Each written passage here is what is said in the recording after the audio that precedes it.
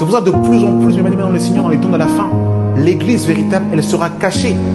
Comme au temps de Jézabel, les véritables prophètes étaient dans les grottes. C'est pour ça ceux qui partiront à l'enlèvement de l'église, ce sera ceux qui seront dans les coulisses et qui seront en train de se préparer pour le grand retour du Maître. C'est pour ça que Jésus veut te sanctifier. Laisse Jésus te laver par les eaux de sa parole.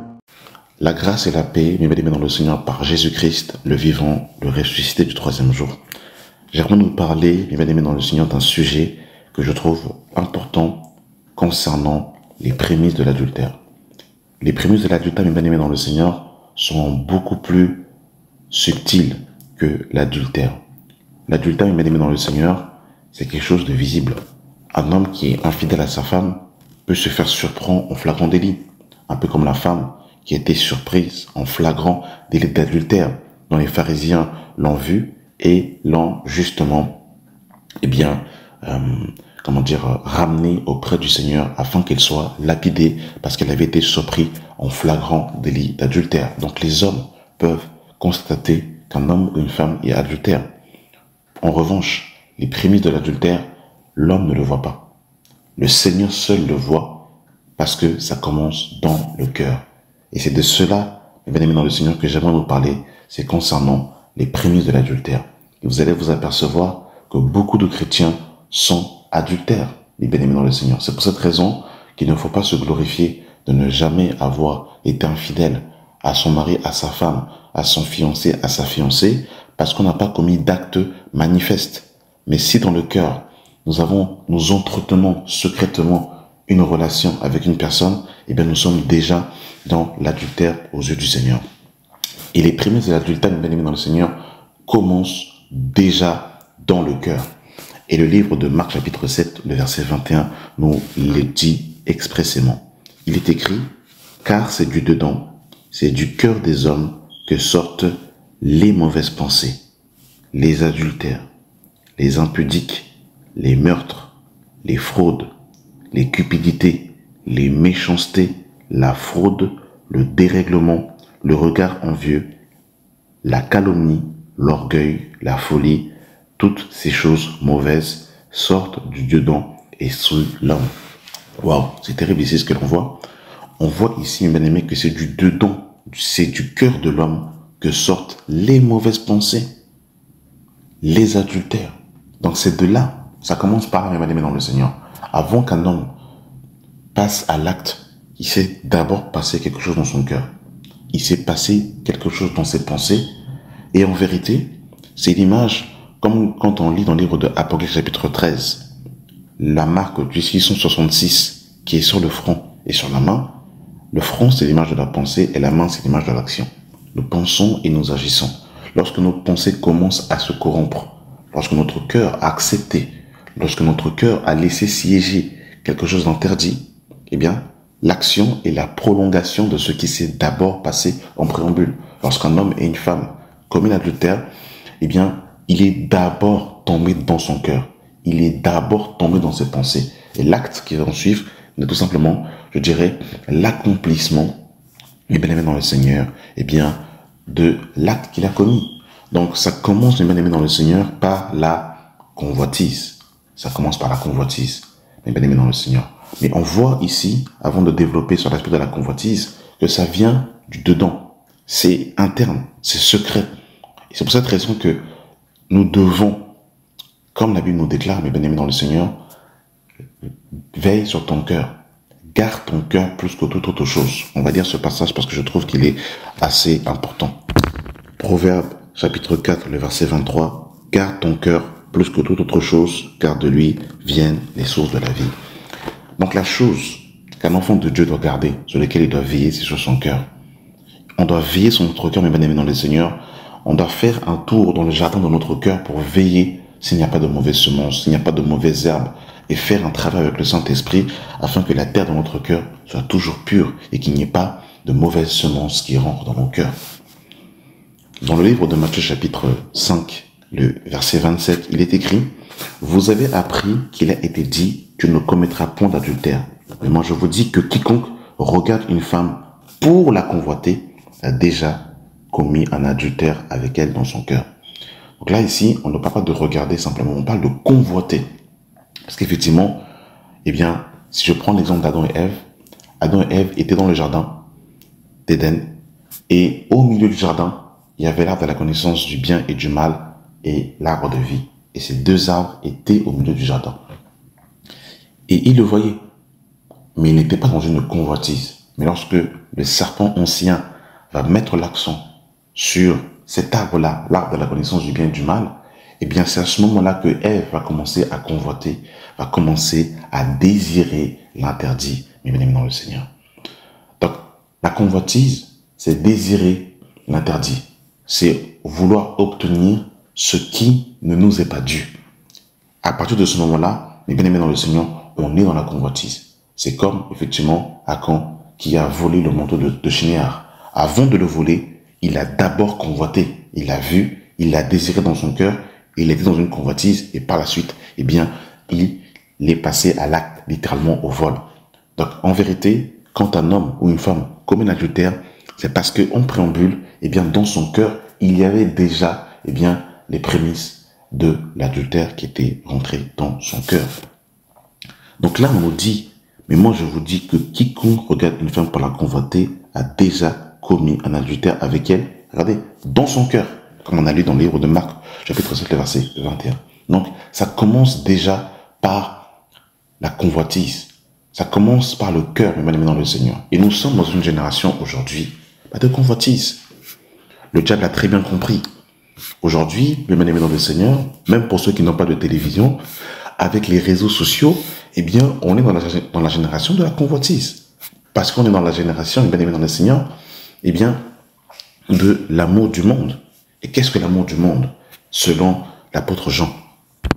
1 Jean chapitre 2, le verset 15. N'aimez point le monde, ni les choses qui sont dans le monde. Si quelqu'un aime le monde, l'amour du Père n'est point en lui. Car tout ce qui est dans le monde, regardez, la convoitise de la chair, la convoitise des yeux et l'orgueil de la vie ne vient pas du Père, il vient du monde. Et le monde passe et sa convoitise aussi, mais celui qui fait la volonté de Dieu demeure éternellement.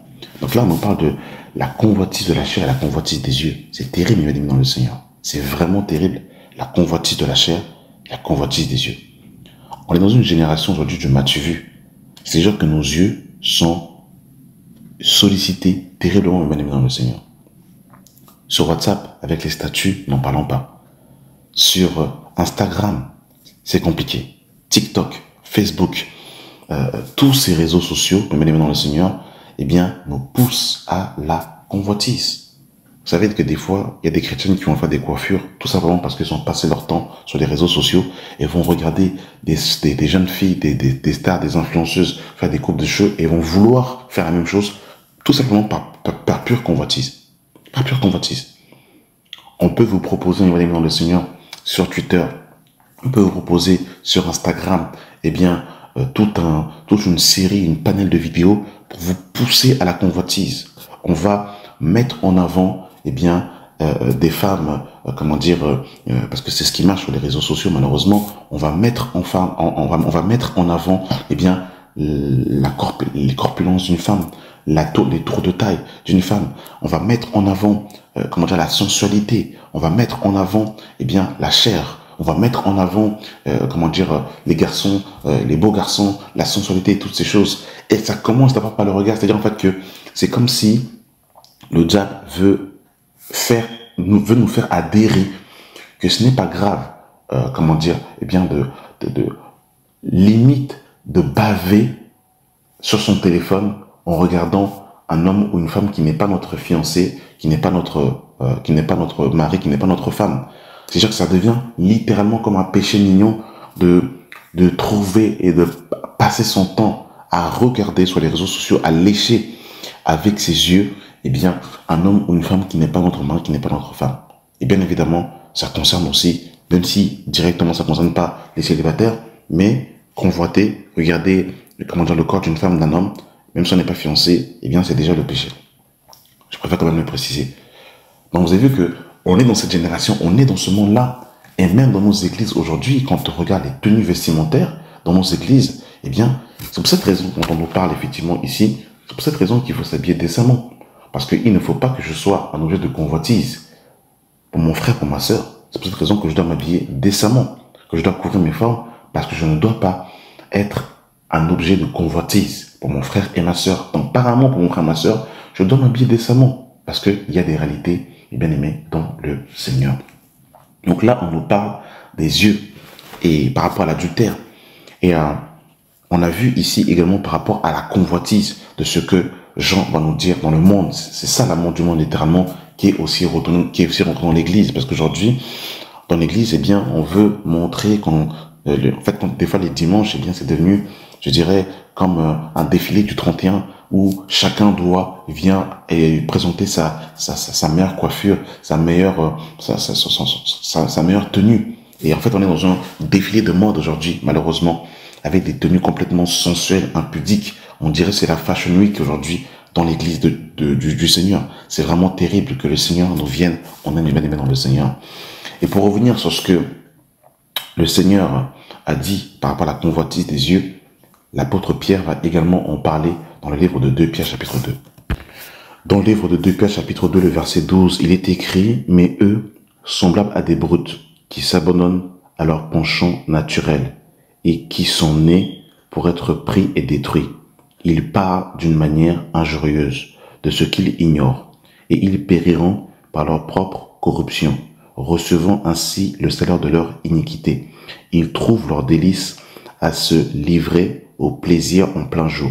Hommes tarés et souillés, ils se délectent dans leur tromperie en faisant bonne chère avec vous. » Écoutez le verset 14. « Ils ont les yeux pleins d'adultère et insatiables de péché. Ils amorcent les âmes mal affermies. » Ils ont les yeux pleins d'adultère. C'est terrible en fait.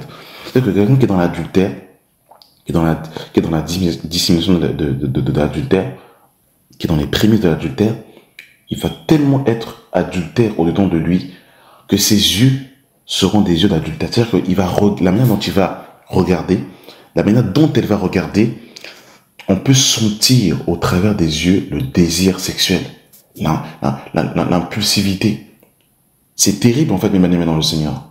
C'est pour cette raison qu'on a véritablement besoin dans notre génération du vrai message, du vrai évangile qui nous délivre du péché, qui nous sort de la souillure de la chair, qui nous fait mourir par rapport au péché pour nous rendre libres afin que nous puissions marcher en nouveauté de vie. C'est pour cette raison que nous avons besoin de la repentance. Nous avons besoin de mourir à nous-mêmes. Nous avons besoin de marcher en nouveauté de vie. Nous avons besoin, mes bien-aimés dans le Seigneur, du vrai message, de la vraie parole. Sinon, mes bien-aimés dans le Seigneur, on aura une belle apparence de la piété, mais en vérité, nous serons des tombeaux blanchis qui, en vérité, seront au-dedans de nous-mêmes.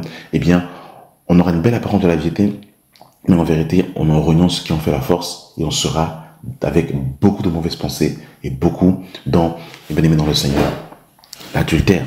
C'est terrible que le Seigneur nous vienne en aide, mes bien-aimés dans le Seigneur.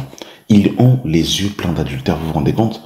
C'est-à-dire que des fois, il y a des prédicateurs, ils prêchent la parole de Dieu, mais la manière dont ils vont regarder les sœurs, ils vont désirer coucher avec les sœurs. C'est terrible.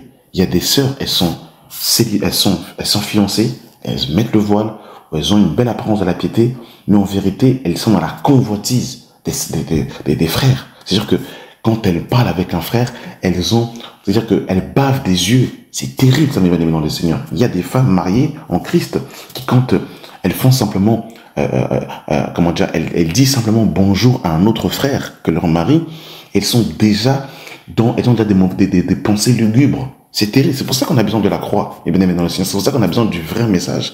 Parce que sans le vrai message de l'évangile, on ne peut pas mourir à nous-mêmes. C'est pour ça qu'il faut présenter Christ et non présenter un homme. Le Fils de Dieu, Jésus nous dira dans Jean chapitre 8, « Si donc le Fils vous affranchit, vous serez réellement libre. » Donc vous avez vu comment c'est terrible, mes bien-aimés dans le Seigneur, les yeux. Les yeux. Et en vérité, ça commence par rapport à la convoitise, c'est ce qu'on a dit. Ça commence dans le cœur. L'adultère, ça commence dans le cœur. Les mauvaises pensées commencent dans le cœur. Les regards envieux commencent dans le cœur, mes bien-aimés dans le Seigneur. Et Jacques nous dira dans Jacques chapitre 1, le verset 14, je commence à partir du verset 13, que personne lorsqu'il est tenté ne dise c'est Dieu qui me tente, car Dieu ne peut être tenté par le mal et il ne tente lui-même personne. Mais chacun est tenté quand il est attiré et amancé par sa propre convoitise. Écoutez, la convoitise, lorsqu'elle est conçue, enfante le péché, et le péché étant consommé produit la mort. Donc c'est ce que nous disions en préambule, c'est qu'avant qu'un homme et une femme soient dans l'adultère, il est en préambule dans la convoitise. Et j'aimerais, mes bien-aimés dans le Seigneur, donner par la suite des exemples pratiques, factuels, pour qu'on puisse véritablement s'examiner. Et véritablement, je vous dis la vérité, cette vidéo, je la prends pour moi le premier. Parce que nous sommes tous concernés. Nous sommes tous concernés et ça va très vite. Il suffit qu'on ne marche pas par l'esprit, il suffit qu'on marche par la chair, il suffit qu'on marche par l'émotion et ça peut aller très vite. Quand on va jusqu'à aller tromper son partenaire, et bien aimé dans le Seigneur, ben effectivement, il faut du chemin. Il faut du chemin, quoique ça va très vite, ça peut aller très vite aujourd'hui, mais il y a quand même du chemin. Mais bien aimé dans le Seigneur, l'adultère qui commence dans le cœur, c'est encore beaucoup plus subtil. C'est encore beaucoup plus pernicieux.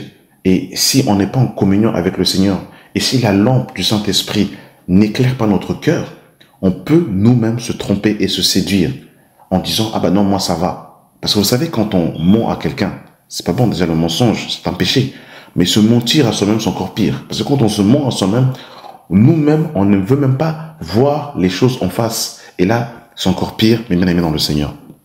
Et je vais donner des exemples factuels, concrets et pratiques pour que véritablement, qu'on puisse en être délivré. Et que on puisse véritablement savoir si on est concerné par ces choses.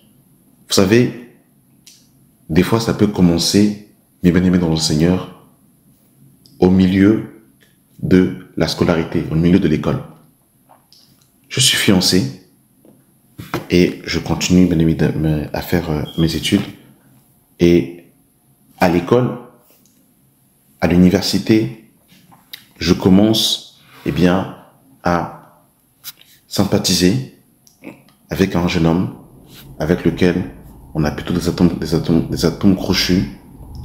On est dans la même classe, on commence à réviser ensemble, on commence à... en fait, ça commence vraiment très subtilement, mes bien-aimés dans le Seigneur. On commence à s'envoyer des messages pour s'aider dans les devoirs. On va à la bibliothèque ensemble. Et bien évidemment, vous savez, quand on est dans les prémices de l'adultère, il y a quelque chose qui est factuel. C'est que les ténèbres sont présentes. C'est-à-dire que on ne va pas faire les choses à la lumière. Quelqu'un qui est dans les prémices de l'adultère va toujours faire les choses dans la dissimulation. Mais au début, on se dit, c'est rien.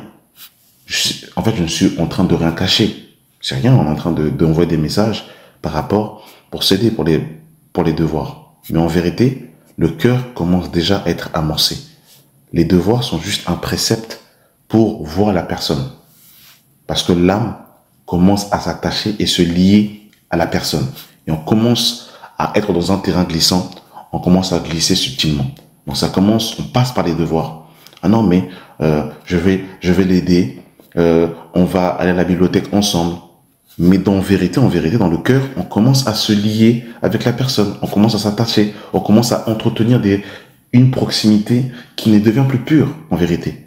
Et on entretient une relation avec la personne dont notre fiancé n'est pas du tout au courant, sous couvert de l'étude, sous couvert de on s'aide, sous couvert de on habite pas très loin, sous couvert de on prend les transports en commun ensemble. Mais dans le cœur, en vérité, quand on est face à la personne, on n'est plus concentré sur l'examen, on est concentré sur la personne et l'âme prend plaisir à passer du temps avec la personne. Sans que notre fiancé soit au courant, on est déjà dans l'adultère, mais bien dans le Seigneur. On est déjà dans l'adultère parce qu'on entretient secrètement une relation dont le fiancé n'est pas au courant. Et en vérité, il faut au moins être 3-4 pour éviter toute chose de se retrouver dans des situations compliquées, mais bien aimées dans le Seigneur. Parce que quand on est fiancé et qu'on commence à aller voir le sexe opposé sans que son fiancé soit au courant, mais bien aimé dans le Seigneur, on est déjà sur le chemin de l'adultère. Vous savez, c'est ça qui est terrible. Jamais quelqu'un un jour, quand je dis jamais, je parle de quelqu'un qui craint le Seigneur, bien sûr. Jamais quelqu'un un jour s'est levé et a dit je vais tromper. Jamais. Ça commence toujours doucement. Ça commence toujours petit à petit. Ça commence toujours par des faibles commencements jusqu'à ce que ça arrive, mes bien-aimés dans le Seigneur, eh bien, à l'intimité, à l'acte, malheureusement, mes bien-aimés dans le Seigneur. On peut retrouver cela aussi, mes bien-aimés dans le Seigneur, dans le monde du travail. Alors, le monde du travail, c'est encore pire. Le monde du travail, mes bien-aimés dans le Seigneur, je crois que c'est le lieu le plus terrible où, malheureusement, il y a beaucoup d'infidélité dans le monde du travail. Vous savez que, en vérité, se marier, c'est vraiment la foi. Parce que quand ton mari sort de chez toi et va au travail, tu sais pas qu'est-ce qui se passe. Quand ta femme sort de chez toi et va au travail, tu ne sais pas ce qui se passe. Quand ton fiancé, ta fiancée sort, va sur son lieu de travail, tu ne sais pas ce qui se passe. Là, il y a vraiment que lui et le Seigneur. C'est pour cette raison qu'il faut se marier avec des personnes craignant Dieu, avec des personnes qui sont circoncis de cœur. Parce que, en vérité, il n'y a que le Saint-Esprit qui peut interpeller la personne de sortir de son état. Parce que là, il n'y a personne qui peut le voir, bien aimé dans le Seigneur. Et je vous assure que le monde du travail, là, c'est terrible. Dans le monde du travail, il y en a qui entretiennent des relations. Si le mari, la femme, le fiancé, la fiancée pouvaient voir, avaient une caméra de surveillance pour voir ce qui se passait, beaucoup de fiançailles seraient déjà rompues. Parce que on voit des fois que sous couvert que parce que c'est mon collègue, parce que c'est ma collègue, il y a déjà en fait, le monde du travail, parce qu'on si en fait on parle en termes de temps, on passe plus de temps avec ses collègues qu'avec sa famille. On passe beaucoup plus de temps avec ses collègues que sa femme, son mari, son fiancé, sa fiancée. Donc ça c'est déjà une réalité. Donc il y a déjà l'aspect de la proximité. Il y a l'aspect où on devient, entre guillemets, familier, parce qu'on a des habitudes, on se voit, etc., etc. Donc, du coup, des fois, la garde peut baisser, parce qu'on a l'habitude de se voir. Le fait qu'on a l'habitude de se voir, on tombe des fois on peut, comprenez mon langage, tomber dans une sorte de légèreté où on commence à baisser la garde, parce que c'est mon collègue, parce que c'est ma collègue. On se connaît, on passe du temps ensemble. Et là, il y a des choses qui, en vérité, ne devraient pas passer, où ça commence petit à petit, en fait, à devenir léger. C'est-à-dire qu'on va commencer à entretenir une relation avec une collègue. On va dire, oui, mais elle est beaucoup plus petite que moi. C'est une CDD, c'est une stagiaire, elle vient d'arriver. On entretient des relations avec la personne. Et après, quand on se dit bonjour, on commence à se faire des accolades. On commence à se prendre dans les bras. On commence à avoir une proximité, en fait, du corps qui commence à être là. On commence à échanger, à échanger les numéros de téléphone. Parce que c'est mon collègue, parce que c'est ma collègue. Et après, les messages commencent à dépasser le cadre professionnel. On s'envoie des messages au dehors du cadre professionnel, où on commence à échanger. On commence, en fait, entre guillemets, à s'appeler. Des fois, on s'appelle. L'homme ou la femme ne sait même pas que on est en train de parler avec sa collègue de travail. On se dit, c'est ma collègue de travail. Il n'y a rien de mal. Et oui, effectivement, un peu de levain fait lever toute la pâte. Ça commence comme ça. Et après, qu'est-ce qui se passe? Les bien-aimés dans le Seigneur. Il suffit qu'à la maison, on commence à passer une petite zone de turbulence. Ça commence par là. Et là, le tentateur vient. À quel moment le tentateur est venu pour tenter le Seigneur? À partir du moment dans le désert, dans le livre de Matthieu chapitre 4 et de Luc chapitre 4, que le Seigneur a eu faim, c'est à ce moment-là précis que le tentateur est venu. Et la Bible nous dit que par la suite, le diable va se retirer de lui. Dans le livre de Luc chapitre 4, il va se retirer de lui et il va chercher à revenir au temps favorable. Donc, il y a des temps, le diable sait, il y a des moments clés où l'oppression du diable va être beaucoup plus forte. Quand on regarde dans le livre de 1 Corinthiens chapitre 7, à quel moment l'apôtre Paul va exhorter les couples mariés à être dans une certaine posture pour ne pas se faire tenter par le diable? Eh bien, c'est au moment où l'homme et la femme s'éloignent, où ils laissent un moment, et bien, qu'est-ce que l'apôtre Paul dira? Il dira justement de ne pas s'éloigner longtemps pour ne pas donner avantage à l'ennemi. Sinon, qu'est-ce que le diable fait? Eh bien, on va le lire pour ne pas extrapoler. 1 Corinthiens 7, le verset 3. Que le mari rende à chacun ce qu'il lui doit et que la femme agisse de même envers son mari. La femme n'a pas autorité sur son propre corps, mais c'est le mari. Et pareillement, le mari n'a pas autorité sur son propre corps, mais c'est la femme. Ne vous priez point l'un de l'autre, si ce n'est d'un commun accord, pour un temps, afin de vaquer à la prière. Puis retournez ensemble de peur que le diable ne vous tente par votre incontinence. Ça commence comme ça. On s'éloigne un temps, et là le diable commence justement à frapper les pensées pour que l'homme se tourne vers une autre femme ou pour que la femme se tourne vers un autre homme. Il connaît les moments les plus cruciaux. À quel moment justement son sang est tombé? Eh bien c'est quand justement cette femme, à force de parole, va répéter et encore répéter et qu'elle va lui donner son secret. Donc là, qu'est-ce qui se passe? On commence à aller sur le lieu du travail, on passe une zone de turbulence avec sa femme ou son mari, ça se passe pas très bien. Et là, on se confie à ses collègues parce que comme on passe plus de temps avec ses collègues, nos collègues deviennent entre guillemets comme étant nos confidents. On commence à baisser la garde et on commence à expliquer: ah, tu vois, avec ma femme, ça se passe pas très bien. Ma femme et tout, elle est un peu spéciale, elle est souvent sous les nerfs, elle est tendue, etc., etc. Et il suffit juste qu'à ce moment-là, il y ait une oreille qui soit prête pour écouter. Les prémices de l'adultère commencent. Là, la jeune fille entend ces paroles-là, elle sait, elle connaît le point faible de la femme, du collègue. Donc, qu'est-ce qu'elle va faire? Elle va jouer la carte de la séduction et elle va donner, eh bien, ce que le mari n'a pas avec sa femme. Et là, le mari qui, lui, est un enfant du Seigneur, parce qu'il a donné son secret, il a dit, il y a des choses qu'on ne dit pas. Il y a des choses qui doivent rester dans l'intimité. Surtout, aller le déballer comme ça à des hommes qui ne connaissent pas Dieu, c'est la corde autour du cou. Et bien là, qu'est-ce que la jeune fille fait? Elle commence à aller parler. Elle commence à parler. Et à force de parole, eh bien, le cœur est ensemencé. Et à ce moment, qu'est-ce qui se passe? Quand le cœur commence à être ensemencé, à la maison, ça va pas. Et bien, au travail, ça va, parce qu'on a toujours l'impression que l'herbe est toujours plus verte ailleurs. Et il y a aussi un proverbe qui dit: qui veut noyer son chien l'accuse de rage. Donc à ce moment-là, votre femme devient la cousine de Satan. Elle a tous les défauts du monde parce que le cœur est déjà amorcé. C'est terrible. Vous avez vu comment c'est très subtil. On est au fait au travail. Eh bien, on commence à parler avec un collègue. Il parle et le collègue il est marrant. Le collègue il nous fait des compliments. Ah, vous avez vu, hein, les compliments. La femme aime entendre les belles paroles. Ah, tu es bien habillé. J'aime bien ta coupe de cheveux. Ah, mais j'aime bien comment tu prépares. Donc, la sœur vient avec sa gamelle. Ah, mais tu prépares bien, franchement. Mais le mari, lui, jamais. Il fait pas de compliments à sa femme. Il dit pas qu'elle est belle. Il dit pas qu'elle est bien habillée. Il fait zéro compliment.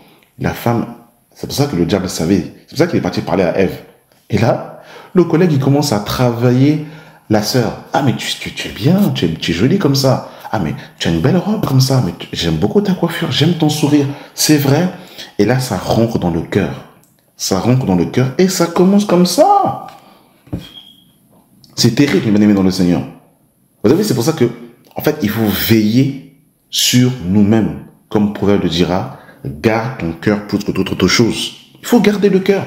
Il faut s'examiner. Et vous savez, en vérité, l'Esprit de Dieu, si on est vraiment en communion avec la tête, l'Esprit de Dieu nous dit, là, il y a quelque chose. Il peut même nous parler ensemble. On dit, là, comment tu es, la communion que tu entretiens avec ta collègue, que tu entretiens avec ta responsable, avec ton responsable, que tu entretiens avec ton camarade de classe, ça commence à dépasser un certain seuil. En vérité, celui qui est en communion avec le Seigneur et qui n'est pas dans les ténèbres, l'Esprit de Dieu lui dit clairement. L'Esprit de Dieu le dit. Et au-dedans de nous, il y a une gêne qui s'installe parce qu'on a l'Esprit de Dieu au-dedans de nous. Il nous dit, là, il y a quelque chose qui n'est pas pur. Normalement, si on a reçu le vrai message, si on est véritablement né de nouveau, au-dedans de nous, il y a quelque chose qui dit, là, il y a quelque chose qui devient un peu bizarre, là. Là, ça devient bizarre, c'est impur. Je ne prends pas part à ces choses. L'Esprit de Dieu nous le dit au-dedans de nous. Mais lorsqu'on commence à voir les regards sur l'autre, c'est-à-dire qu'on est la poutre et la paille, littéralement. On commence à voir les défauts des autres, on commence à juger les autres, à condamner les autres, et qu'on ne s'examine plus soi-même, eh bien, on commence à rentrer dans un terrain glissant. C'est terrible, bien aimé dans le Seigneur. Et là, comme ça, il y en a beaucoup dans nos églises sont dans l'adultère. Donc, on a parlé, bien aimé dans le Seigneur, dans le cadre scolaire. On a parlé sur le lieu de travail. Mais il y a un autre domaine, mes bien-aimés dans le Seigneur, qui est encore beaucoup plus subtil et qui est encore beaucoup plus dangereux, ce sont les églises. Ah, mes amis, je vous dis la vérité, je crois que c'est encore pire que dans le monde du travail. Parce que dans les églises, on va se dire, c'est un frère, c'est une sœur, jamais ça va arriver. Même si on sait que si on ne le fait pas, ça peut arriver, mais c'est comme si la conscience et le subconscient rejettent cette pensée. Et en fait, c'est comme s'il y a zéro garde. Il y a zéro garde parce que c'est un frère, parce que c'est une sœur. Je suis marié, j'ai une femme, j'ai des enfants, je peux pas tomber avec un frère. Il a l'esprit de Dieu. Ça peut pas arriver. Là, c'est encore pire. Parce qu'en fait, quand tu commences déjà à penser comme ça, en fait, ça devient terrible.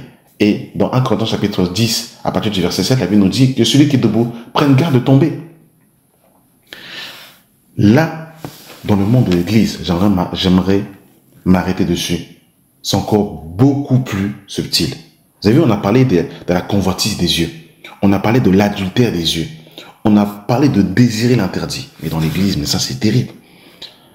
Si vous savez le nombre de personnes qui sont mariées et qui sont adultères, si le Seigneur nous ouvrait les yeux, c'est terrible.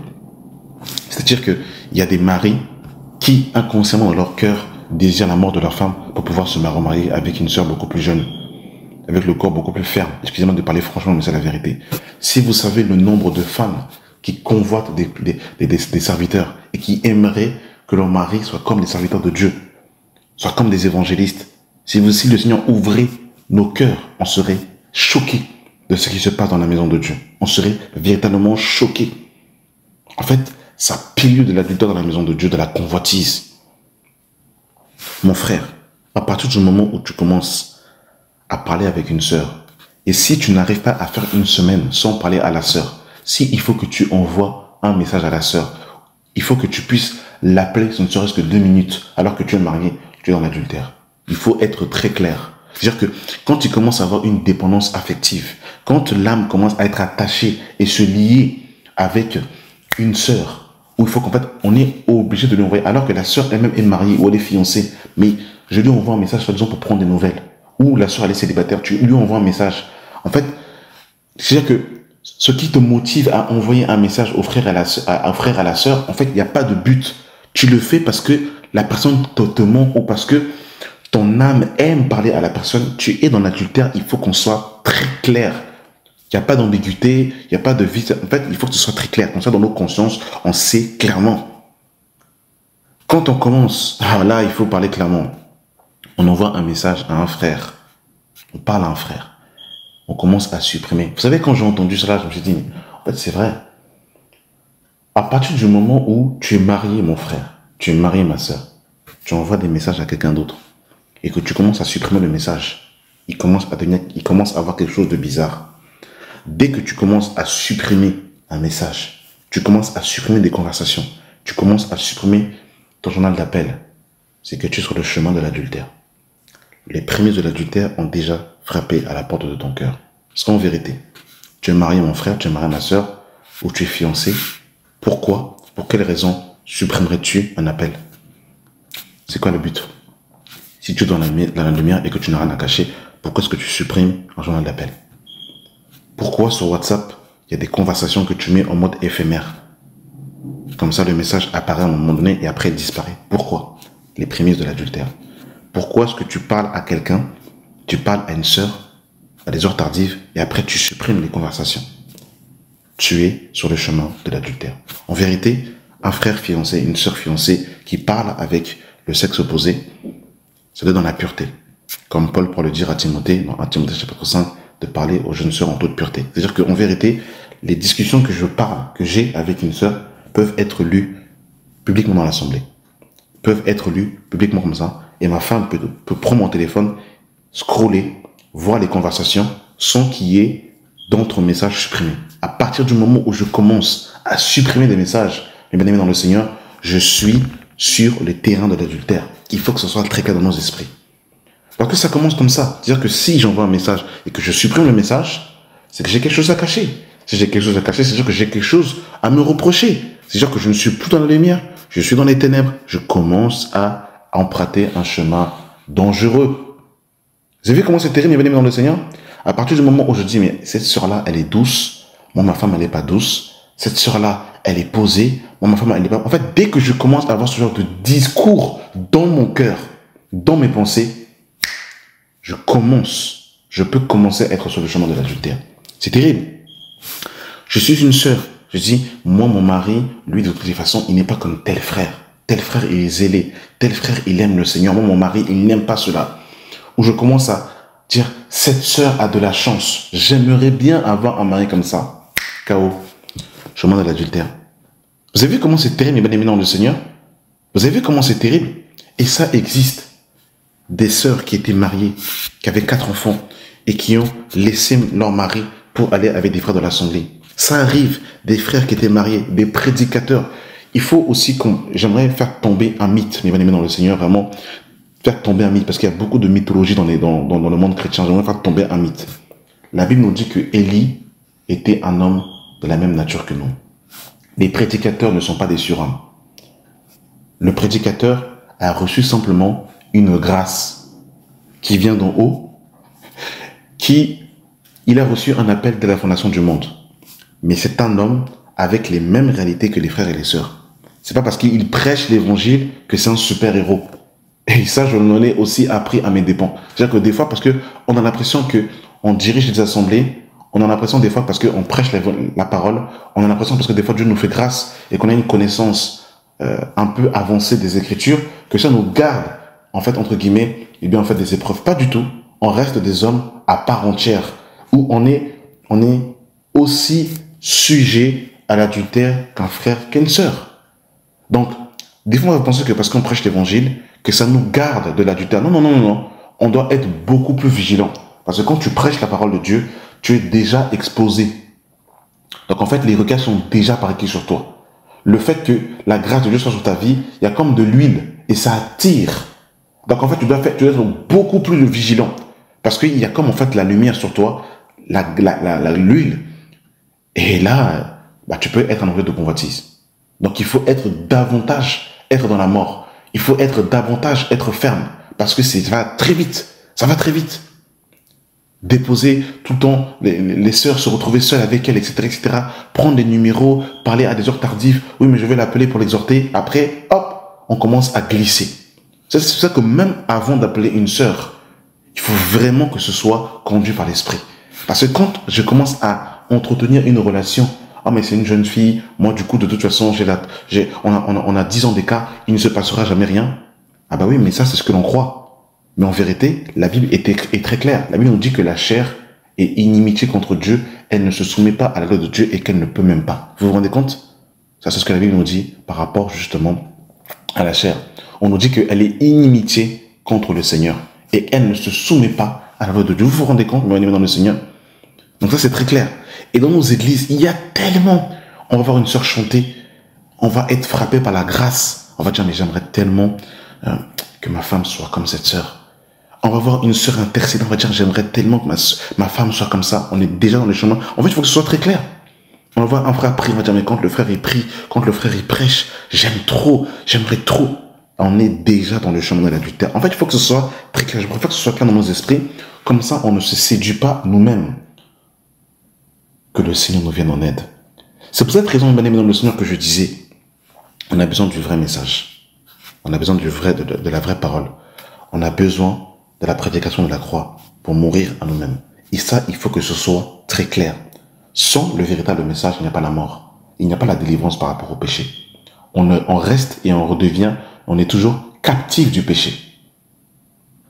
Parce qu'en vérité, le péché est une puissance. Ça ne dépend pas, oh j'aime ma femme je l'aime, ça ne dépend pas de ça. Tu peux aimer ta femme comme tu veux. Le péché c'est une loi. Et surtout, les péchés secrets comme ça, là, comme l'adultère dans le cœur, ça, il n'y a que la puissance du Saint-Esprit, la loi de l'esprit de vie qui peut nous affranchir de ces choses-là. Donc sans le véritable message, il n'y a pas de délivrance. Ça, c'est une réalité. C'est-à-dire que tu peux être la fille la plus gentille, tu peux être l'homme le plus gentil, s'il n'y a pas le véritable message pour affranchir et délivrer ton âme, mon frère, ma soeur, il n'y a rien à faire. Même si tu aimes véritablement ton mari, même si tu aimes véritablement ta femme, tu peux être dans l'adultère, dans le cœur. Vous avez vu comment c'est très bien aimé dans le Seigneur? C'est pour ça qu'on a besoin du vrai message, de la vraie parole, de la saine doctrine, du message qui nous crucifie, qui crucifie la chair avec ses passions et ses désirs, afin que nous puissions ressusciter en nouveauté de vie, pour ne pas être dans la convoitise. Et que si le diable veut insuffler dans notre cœur, ou si l'âme, parce que vous savez, l'âme est émotionnelle. C'est pour ça que David pourra dire à son âme, mon âme, pourquoi t'as battu au-dedans de moi, bénis le Seigneur. Parce que, vous savez, des fois, dans le mariage, en vérité, c'est pas la foi. Et ne pensez pas que, en fait, la vie du mariage, c'est pas un long fleuve tranquille. Il y a plusieurs époques, il y a plusieurs années, il y a plusieurs choses, il y a plusieurs saisons. On peut vivre 4 ans de paix, mais la 5e peut être un peu plus compliquée. Pas forcément, je ne parle pas forcément ici des disputes, mais le couple peut être soumis à une autre réalité qu'il n'avait pas commis en préambule. La venue d'un enfant peut chambouler un couple. Les décès peuvent ramener, l'église peut secouer un couple. Il y a beaucoup de choses qui peuvent secouer un couple, bien aimé dans le Seigneur. Et là, quand on est secoué dans son couple, l'âme qui est émotionnelle la chair peut commencer à revendiquer certains droits. Ah mais pourquoi lui est tout comme ça, elle est tout comme ça. Bon, comme elle est comme ça, moi je fais ça. C'est pour cette raison-là qu'il faut être un homme de l'esprit, une femme de l'esprit quand on est marié. Parce que quand on se marie dans l'émotion, on sera un homme et une femme émotionnelle, on va chercher l'affection partout. Ah oui. Ah bah oui, mais bien aimé dans le Seigneur. Que le Seigneur nous vienne en aide. C'est pour cette raison qu'il faut être un homme et une femme ferme. On ne peut pas comme ça te déverrouiller comme ça un seul message. On te flatte, on te dit 2-3 choses. En fait, tu es prêt à baisser ta culotte. Il faut être ferme, mais bien aimé dans le Seigneur. Parce que vous savez, la puissance de séduction, des fois, on n'a pas lutté contre la chair et le sang. Je vous dis la vérité. Ça, ce sont des réalités. Et vous savez, quand l'adultère rentre dans le cœur, là, en fait, c'est comme un chewing-gum qui s'attache à tes vêtements pour arracher ça, là. S'il n'y a pas l'épée de l'esprit, c'est compliqué. Et on est tous sujets à cela. Vous savez, moi, quand j'étais beaucoup plus jeune dans le ministère, naïf, je suis là, tu commences à parler, tu parles à tout le monde, tu veux aider tout le monde, tu penses que tu es super-héros, que tu es un super-héros, tu veux sauver toute la terre. Et en fait, tu dis, mais en fait, non, c'est pas un jeu, en fait, il y a des réalités. Et en fait, ils sont là, en fait. Parce que une sœur qui est célibataire pendant longtemps, toi, tu viens, tu commences à lui donner de l'affection. Tu peux t'attacher à elle, elle peut s'attacher à toi. Ça, ce sont des réalités. Mais bien aimé dans le Seigneur. Donc, il faut être ferme et avoir le discernement des esprits. Ne jamais penser que on est plus fort que le péché par nous-mêmes. On a la puissance sur le péché parce que celui qui est en nous est plus fort que celui qui est dans le monde. Et des fois, on a tendance à l'oublier. Des fois, on pense que parce que on a vaincu, vous savez, tu peux vaincre pendant 39 ans, mais à la 40e année, tu peux être vaincu. Tes années de victoire ne te donnent pas l'assurance que tu seras toujours victorieux. C'est quand tu dépends chaque jour de Christ que tu es dans la victoire. C'est quand tu te soumets chaque jour à Christ que tu es dans la victoire. Et pas parce que tu as eu la victoire. Ne te glorifie pas de tes victoires passées. Attention, ne te glorifie pas de tes victoires passées. Ne te glorifie pas des victoires. Parce que Satan est très patient. Il est très patient. Il est très patient. Vous savez, quand on lit, l'histoire de David qui va tomber avec Bathsheba, on lit ça comme ça, mais des fois, il a dû être travaillé par le diable. Il y a des choses aussi dans le cœur qui n'avaient pas été réglées. Et le diable a appuyé dessus. Et bien aimé dans le Seigneur, que le Seigneur nous vienne en aide. Et je terminerai par cette réalité, mes bien aimés dans le Seigneur, sur les conséquences de l'adultère. Les conséquences de l'adultère, mes bien aimés dans le Seigneur ne rigole pas avec l'adultère. Les conséquences sont terribles, mes bien aimés dans le Seigneur. Deutéronome 22, le verset 22. Si l'on trouve un homme couché avec une femme mariée, ils mourront tous deux, l'homme qui a couché avec la femme, et la femme aussi, tu ôteras ainsi le mal au milieu d'Israël. Verset 23. Si une jeune fille vierge est fiancée, et qu'un homme la rencontre dans la ville et couche avec elle, vous les amènerez tous deux à la porte de la ville, vous les lapiderez et ils mourront. La jeune fille pour n'avoir pas crié dans la ville et l'homme pour avoir déshonoré la femme de son prochain. La sentence, mes bien-aimés dans le Seigneur, c'était la mort. Et c'est pour cette raison, mes bien-aimés dans le Seigneur, dans le livre de Jean chapitre 9, que cette femme, surprise en plein délit d'adultère, avait été ramenée devant le Seigneur pour qu'elle soit lapidée. Et il va voir un épisode, bien aimé dans le Seigneur, semblable avec Abraham et Sarah. Un homme va vouloir prendre Sarah, la femme de Abraham. Et vous allez voir ce que le Seigneur va dire. Genèse chapitre 12, le verset 10. Il y eut une famine dans le pays, et Abraham descendit en Égypte pour y séjourner, car la famine était grande dans le pays. Quand il était près d'entrer en Égypte, il dit à Sarai, sa femme, « Voici, je sais que tu es une femme belle de figure. Quand les Égyptiens te verront, ils diront, c'est ta femme, et ils me tueront et te laisseront la vie. Dis, je te prie, que tu es ma sœur, afin que je sois bien traité à cause de toi, et que mon âme vive grâce à toi. » Lorsque Abraham fut arrivé en Égypte, les Égyptiens virent que la femme était fort belle. Les grands de Pharaon la virent aussi et la vantèrent de Pharaon. Et la femme fut amenée dans la maison de Pharaon.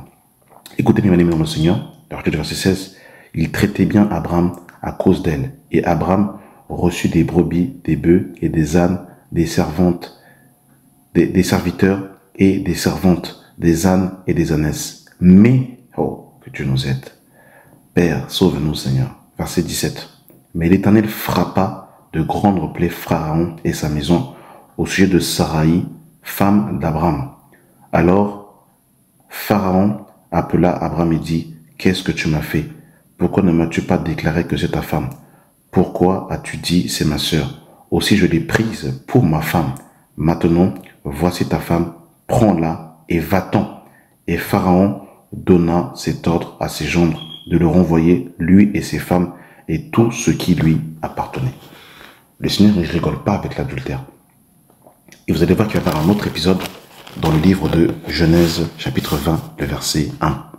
Abraham partit de là pour la contrée du Midi. Il s'établit entre Cadé et Cush et fit un séjour à Guérad.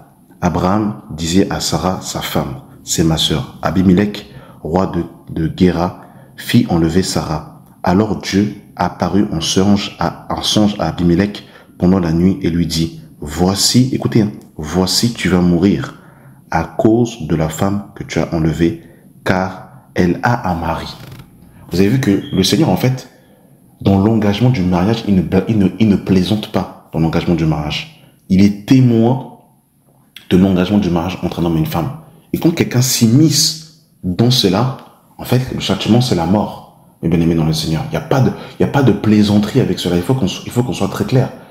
Mes bien-aimés dans le Seigneur, quand tu commences à aller séduire un homme marié, une femme mariée, tu commences à aller séduire une jeune fille fiancée, un frère fiancé, le châtiment, c'est la mort. Et regardez par la suite, Abimelech, qui ne s'était point approché d'elle, répondit, « Seigneur, ferais-tu périr même une nation juste? Ne m'a-t-il pas dit, c'est ma sœur? Elle-même ne m'a-t-elle pas dit, c'est mon frère? J'ai agi avec un cœur pur et avec des mains innocentes. » Dieu lui dit en songe, « Je sais que tu agis avec un cœur pur. Aussi je t'ai empêché de pécher contre moi. » Waouh! Comment pécher contre le Seigneur alors que si Abimelech prenait en vérité Sarah, il allait pécher contre eux. Normalement, logiquement, il est censé pécher contre Abraham. Mais là, le Seigneur dit, tu as péché contre moi. Parce que le mariage, bien aimé dans le Seigneur, est la première institution divine établie par le Seigneur. Vous avez vu que c'est sacré, c'est pour ça qu'on ne se jette pas dans le mariage comme ça. C'est pas un jeu, c'est pas une blague, c'est pas de la plaisanterie. Bien aimé dans le Seigneur. C'est pourquoi je ne t'ai pas permis que tu la touches. Maintenant, rends-la de cet homme, car il est prophète. Waouh! Il priera pour toi et tu vivras. vivras. Mais si tu ne la rends pas, sache que tu mourras, toi et tout ce qui t'appartient. C'est terrible en fait.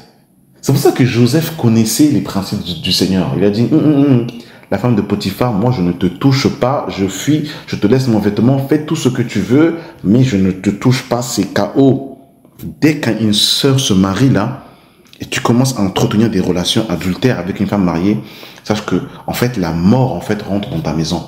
Dès que tu entretiens des relations illicites avec un homme marié, c'est la mort qui rentre dans ta maison. Dès que tu entretiens des relations illicites avec une fille, un jeune homme fiancé, en fait, il y a la mort qui rentre dans ta vie.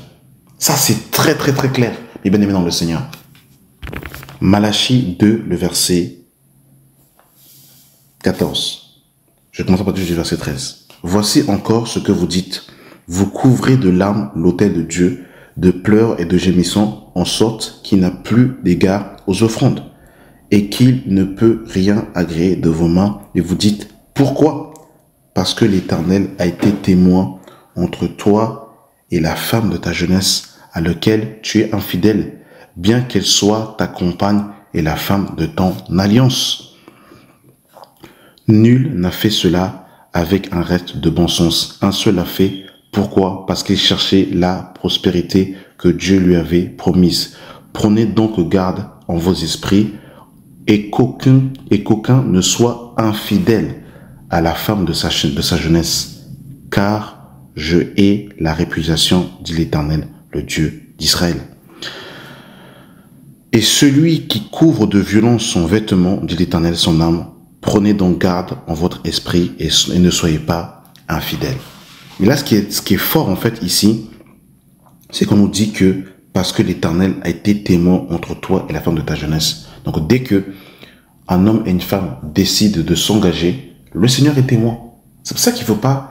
En fait, on ne rentre pas dans des relations légères comme ça, on prend, on casse, on reprend, on casse, on reprend. En fait, il y a trop de légèreté aussi. En fait, il n'y a pas la sainte crainte de l'engagement.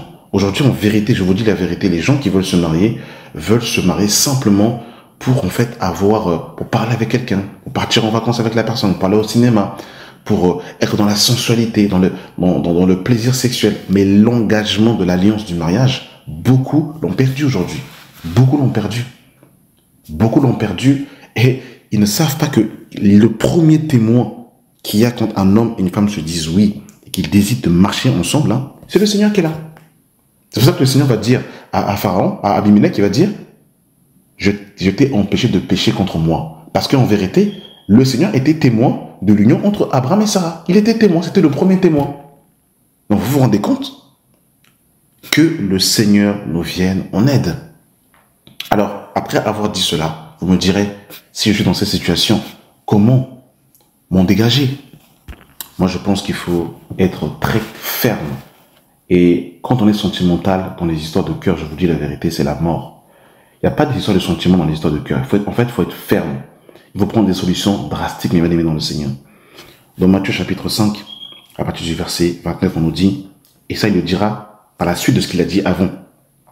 Vous avez appris qu'il a été dit, tu ne commettras pas d'adultère. Mais moi je vous dis que quiconque regarde une femme pour la convoiter a déjà commis un adultère avec elle dans son cœur. Verset 29. Si ton œil est pour toi une occasion de chute, arrache-le et jette-le loin de toi. Car il est avantageux pour toi qu'un seul de tes membres périsse et que ton corps entier ne soit jeté dans la géhenne. Tu vois que il y a une sœur avec qui tu parles, vous avez du mal à voter. Tu supprimes son numéro, il faut être cash, tu jettes loin de toi. Tu supprimes son numéro. Comme ça, au moins, il n'y a plus de possibilité de pouvoir échanger avec la personne. Tu supprimes.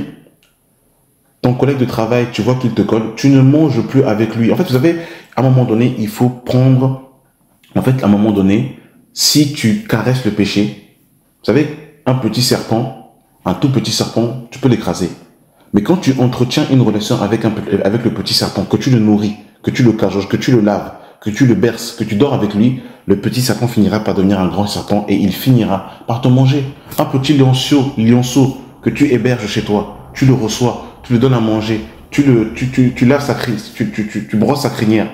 Au bout d'un moment, le petit lionceau finira par devenir grand. Et ce petit lionceau-là, eh bien évidemment, c'est celui qui est comme un lion rugissant, qui est le diable. Ce petit lionceau-là, quand tu joues avec lui, et quand tu deviens grand, il finira par te manger. En d'autres termes, je parle du péché mignon. Quand on commence à caresser le petit péché, on commence à dire, c'est pas grave. Je regarde une soeur dans mon cœur, quand je la vois, j'ai du plaisir à parler avec elle. Mon âme se délecte, je dis, c'est pas grave, personne ne m'a vu, pas pris. En fait, c'est ça qui va t'amener à la mort. Donc, il faut déjà être très ferme, mes bien-aimés dans le Seigneur, avoir une réelle repentance dans son cœur, implorer vraiment le Seigneur, savoir qu'on a vraiment péché, demander pardon au Seigneur et véritablement implorer la grâce du Seigneur et vraiment être ferme, ne pas être dans la légèreté des petites choses que l'on peut... En fait, quand on parle d'être ferme là, c'est même dans les petites choses. Dès qu'on est léger dans les petites choses, c'est ça qui nous ramène dans les grandes choses. Donc il faut être ferme, ne pas ouvrir des portes, au péché, être très ferme, justement pour ne pas permettre que le péché, justement, nous ramène dans des choses terribles. Amen. Merci en tout cas, mes bien-aimés dans le Seigneur, d'avoir pris le temps d'écouter cette audio. Et encore une fois, que la prédication de la croix, la vraie parole, la vraie doctrine, le vrai message soit prêché dans nos églises afin de nous rendre libres.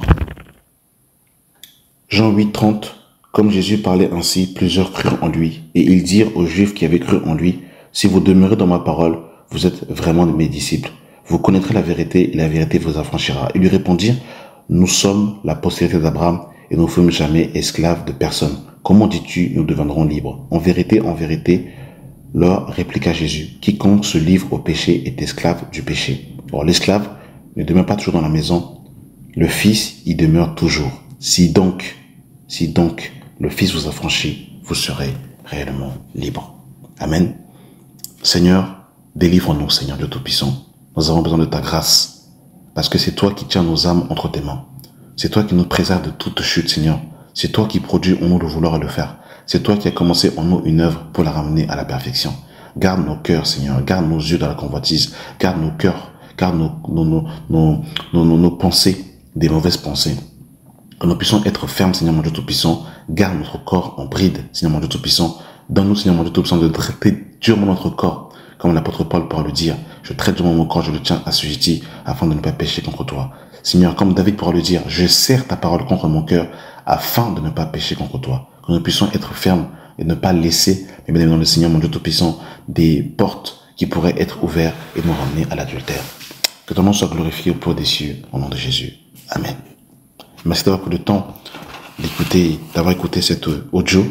N'hésitez pas à me dire dans l'espace client qu'est-ce que vous en avez pensé de cette exhortation. Et je ferai un plaisir de vous lire et d'échanger avec vous. Que la grâce et la paix soient avec vous au nom de Jésus. Amen.